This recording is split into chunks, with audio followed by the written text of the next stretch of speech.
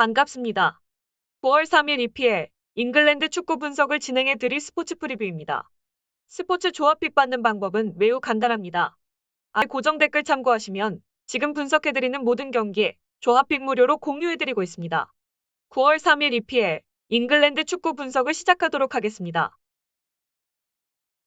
첫 번째 경기 분석은 에버턴과 리버풀의 경기입니다. 이번 맞대결에 앞서 에버턴은 리즈 유나이티드 원정에서 경기 내내 소극적인 수비적 운영으로 맞섰는데 승점 한 점을 따내며 절반의 성공을 따냈습니다. 브렌트포드 원정에서도 골을 기록했던 고든이 다시 한번 팀을 위기에서 구하는 중요한 골을 넣으며 히샬리송이 떠난 팀의 에이스 역할을 잘해주고 있습니다.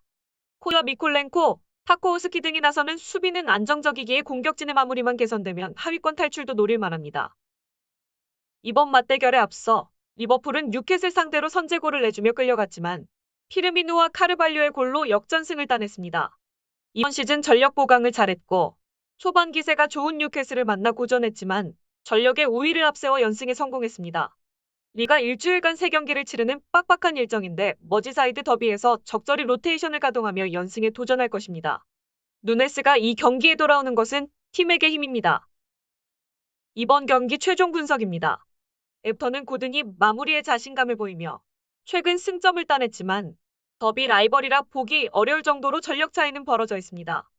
특히 빡빡한 일정 속에 리버풀은 카르발리오와 치미카스, 밀러 등 로테이션 자원들이 출전해도 주전과 같은 경기력을 유지할 수 있지만 에버턴은 상황이 다릅니다. 알람과 고메스가 기대 당시의 경기력을 보이지 못하고 있고 고든을 도와 공격에 나설 선수가 보이지 않습니다. 이번 경기 확실한 분석을 통해서 가족방에서 조합픽 드리도록 하겠습니다. 두 번째 경기 분석은 브렌트포드와 리즈 유나이티드의 경기입니다. 이번 맞대결에 앞서 브렌트포드는 풀럼전 패배 이후 만난 에버턴과 크리스탈 팰리스전에서 연속으로 무승부를 기록했습니다. 그래도 지난 라운드 크리스탈 팰리스 원정에서는 선제골을 내주며 패색이 짙었지만 후반 교체로 들어온 위사의 극장골로 승점 한 점을 따냈습니다. 그로 인해 개막 이후 5경기에서 매경기 골을 기록 중입니다. 벌리를 떠난 벤 미를 영입한 수비가 안정을 찾았고 예센을 중원에서 존재감이 확실합니다. 담스고르가 팀 적응을 마치고 측면에서 생산력을 끌어올린다면 충분히 중위권 이상 경쟁도 기대할 만한 팀입니다. 이번 맞대결에 앞서 리즈 유나이티드는 제임스의 이적설과 황희찬 영입설 등 공격진의 뜬 소문이 끊이지 않고 있습니다. 벤포드가 지난 시즌에 이어 부상 여파로 좋은 몸 상태가 아니고 모레노도 부상 이슈가 있기에 다른 공격 자원을 구하는 중입니다. 그런 와중에도 시즌 초반 출발은 인상적입니다. 오카와 아담스, 에런슨의 중원이 확실한 경기력으로 팀을 이끌어가고 있고 시스테라와 해리슨이 상대 수비를 돌파하고 있습니다. 이번 경기 최종 분석입니다. 이적 시장 마감일을 앞두고 리즈 유나이티드의 공격진이 다소 바뀔 수도 있지만 오카와 아담스의 중원은 정상 가동될 수 있습니다. 또 리즈 유나이티드가 원정에서 수비적인 운영을 하며 승점을 노리는 팀인데 요렌테와 코흐, 스트로익의 최종 수비가 위사와 토니, 야넬트 등 홈팀의 공세를 적절하게 막아내며 경기를 끌고 나갈 것입니다. 이번 경기 확실한 분석을 통해서 가족방에서 조합픽 드리도록 하겠습니다. 세 번째 경기 분석은 뉴캐슬과 크리스탈 팰리스의 경기입니다. 이번 맞대결에 앞서 뉴캐슬은 리버풀 상대로 선전했지만 선제골을 지키지 못하고 패했습니다. 개막 이후 4경기에서 무패를 달리며 질주 중이었기에 아쉬웠던 리버풀 원정입니다. 그래도 팀이 큰돈을 주고 영입한 소시에다드 출신의 스트라이커 이삭이 데뷔전에서 골을 넣으며 팀의 선택이 옳았음을 증명했습니다. 트리피어와 타겟, 덴번이 지키는 수비는 안정적이기에 이삭의 가세로 인해 본격적인 순위 경쟁에 나설 것으로 보입니다. 이번 맞대결에 앞서 크리스탈 팰리스는 브렌트포드 상대로 승리를 눈앞에 뒀던 후반 43분 뼈아픈 동점골을 허용하며 무승부에 그쳤습니다. 부상을 당하며 맨시티전에 결장했던 자아가 돌아와 선제골을 넣었는데 막판 수비 집중력이 아쉬웠습니다. 그래도 험난했던 개막 이후 5경기에서 승점 5점을 따낸 것은 시즌 중후반 순위 경쟁에서 힘이 될 만한 결과입니다. 카타르에서 잉글랜드 국가대표 승선을 노리는 젊은 센터백 구에이는 지난 시즌보다 더 안정적인 수비라인 지휘를 하고 있기도 합니다. 이번 경기 최종 분석입니다. 맨시티와 리버풀 상대로도 안정적으로 경기를 풀어갈 정도로 시즌 출발이 인상적입니다.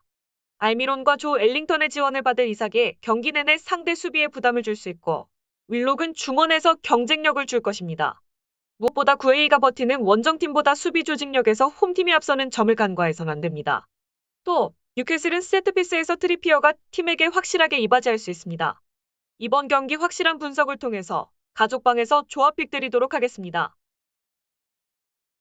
네 번째 경기 분석은 노팅엄 포레스트와 본머스의 경기입니다. 이번 맞대결에 앞서 노팅엄은 토트넘과 맨시티 등 리그 우승을 노리는 강팀들을 연달아 상대하며 완패했습니다. 한 골도 뽑아내지 못하며 8실점하는 등 부진이 길어지고 있습니다. 감독의 전폭적인 지지 속에 개막 5경기 모두 선발 공격수로 출전한 브레난 존스는 아직 EPL의 높은 수준에 고전하고 있고 링가드 효과도 크지 않았습니다. 그러나 그리 쉽게 무너질 전력은 분명 아닙니다. 최근 아틀레티코에서 브라질 대표 출신 윙백 해낭 로디를 영입했고 크리스탈 팰리스 출신의 센터백 쿠야테와 아탈란타산 수비형 미드필더 프루어 등이 정상적으로 나서기에 전력은 충분합니다. 이번 맞대결에 앞서 본머스는 충격적이었던 리버풀전 대패 이후 상대한 울버햄튼 상대로 승점 1점을 따냈습니다. 그러나 같이 승격해 좋은 시즌을 보내는 풀럼과 달리 경기력은 아쉽습니다. 홈에서 울버햄튼 상대로도 상대에게 3배 이상 많은 슈팅 시도를 허용하는 등 무기력한 모습입니다. 팀의 승격을 이끈 솔랑케를 비롯해 타버니어와 앤서니 등 골을 넣을 수 있는 선수들이 더 적극적으로 경기에 나서야 합니다. 이번 경기 최종 분석입니다. 같은 승격팀이지만 전력상의 차이는 확실합니다. 특히 프로어가 합류하며 중원이 강력해진 노팅엄이기에 본머스 상대로 경기 내내 주도권을 잡을 수 있습니다. 또 로디와 윌리엄스 등 상대 측면을 돌파로 이겨내며 최전방의 아어이니와 깁스 화이트에게 기회를 제공할 노팅엄이기에 상대보다 먼저 연패를 끊어낼 것입니다. 이번 경기 확실한 분석을 통해서 가족방에서 조합픽 드리도록 하겠습니다. 5번째 경기 분석은 토트넘과 풀럼의 경기입니다. 이번 맞대결에 앞서 토트넘은 웨스트햄 원정에서 상대의 자책골로 앞서갔지만 동점골을 내주며 승점 1점 추가에 그쳤습니다. 콘테 감독답지 않게 90분 동안 교체 인원을 1명만 기용하며 승리의 의지를 불태웠는데 원하는 결과를 얻지 못했습니다. 때문에 이번 홈 경기에는 어느 정도 로테이션 가동이 예상됩니다. 손흥민과 호이비에르, 페리치시 등을 대신해 히샬리송과 스킵, 세센용 등이 출전할 것으로 보입니다. 이번 맞대결에 앞서 풀럼은 미트로비치의 선제골과 상대의 자책골을 묶어 브라이튼의 무패 행진을 가로막았습니다. 시즌전 1억 유로 가까운 돈을 투자한 노팅엄 포레스트나 솔랑케의 본머스에 비해 관심을 덜 받은 팀이었는데 시즌에 들어오자 가장 좋은 성적을 내고 있습니다. 미트로비치는 맨시티의 홀란드를 제외하면 리그에서 가장 많은 골을 기록하고 있고 파리냐와 페레이라의 중원 지원도 탄탄합니다. 이번 경기 최종 분석입니다. 미트로비치와 팔리냐, 팀님 등 풀럼은 척추 라인이 매우 탄탄하기에 어느 팀을 만나도 성적을 기대할 만합니다.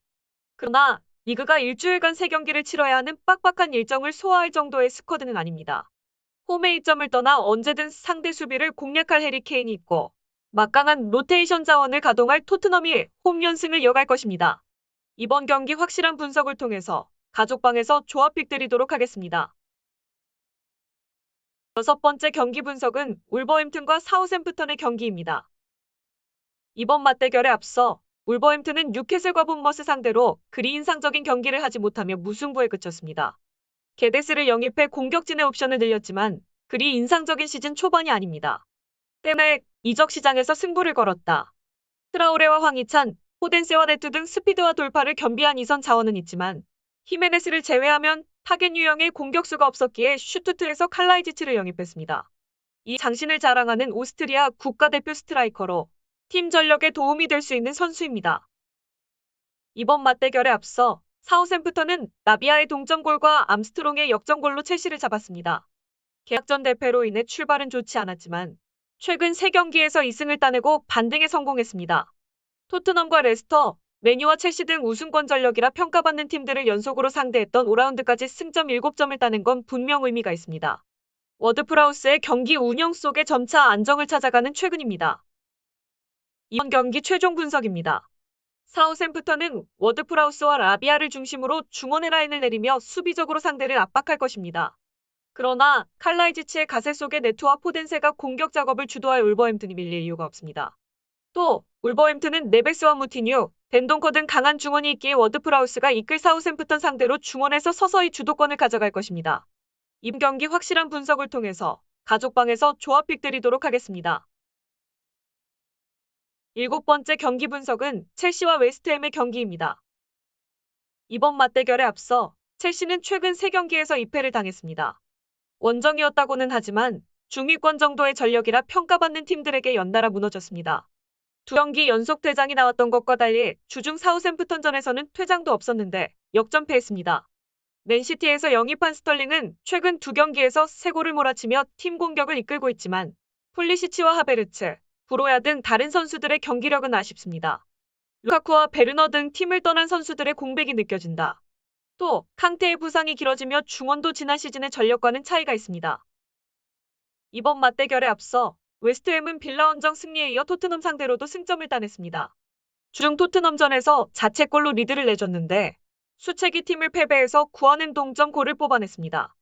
개막 이후 3연패를 당하는 등 강팀답지 않은 모습이었는데 서서히 경기력을 끌어올리고 있습니다. 스카마카가 감염 문제로 빠진 점은 아쉽지만 리옹에서 큰돈을 주고 영입한 브라질 국가대표 미드필더 파케타가 2선에 합류해 포르네스와 보인과 공격을 이끌 수 있습니다. 이번 경기 최종 분석입니다.